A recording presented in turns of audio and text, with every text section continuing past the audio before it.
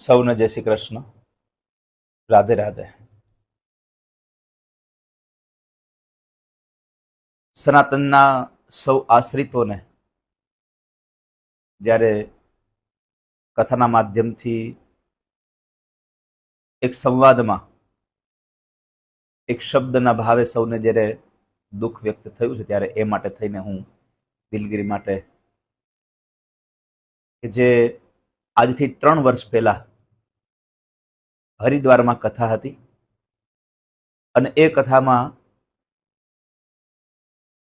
રામનું સ્મરણ કરવાથી પણ રામના ગુણો આપણામાં આવે એ માટે મેં એક સંવાદમાં રાવણ અને કુંભકર્ણના સંવાદમાં માં જાનકી વિશેના જે એ બંનેનો સંવાદ હતો અને એ સંવાદ વાલ્મીકી રામાયણના આધારે યુદ્ધકાંડમાં 13મા સર્ગમાં 4થા શ્લોકમાં જે શબ્દ ઉપયોગ કરેલો અને એને અનુસંધાને મેં એ શ્રોતાઓને સમજી શકાય કે ભગવાન રામના સ્મરણ માત્રથી પણ એના ચિંતનથી માણસના રાવણ જેવા રાવણના વિચારો બદલી જાય છે.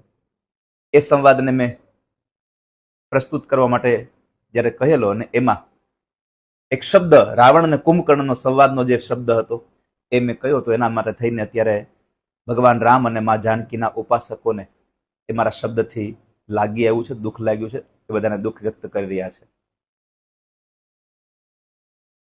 માં જાનકી વિશે કે કોઈ પણ દેવી દેવતાઓ વિશે વ્યાસપીઠે ક્યારેય વિવાદ સર્જ્યો નથી. વ્યાસપીઠ હંમેશા સંવાદ માટે રહી છે.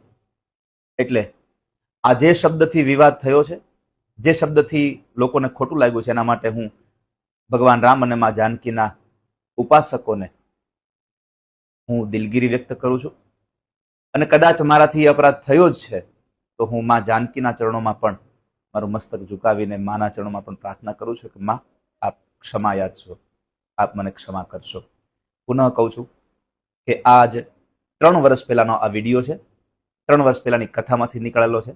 એટલે સૌ આમની નોંધ લેજો અને મારી આ દિલગીરી જે વ્યક્ત કરું છું એનો સ્વીકાર કરી અને તમે બધાય સાધુ સમાજ સૌ લોકો જેટલા પણ ભગવાન રામના ઉપાસકો છો એ બધા જ આ મારી વાતને સ્વીકારી અને પ્રસન્ન રહેશો એવી અપેક્ષા સાથે પુનઃ દિલગીરી વ્યક્ત કરું છું. આપ સૌને જય શ્રી કૃષ્ણ.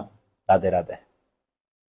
આપના પોતાના પ્લેટફોર્મ લલકારને લાઈક કરો, ફોલો કરો, સબસ્ક્રાઇબ કરો અને શેર કરો.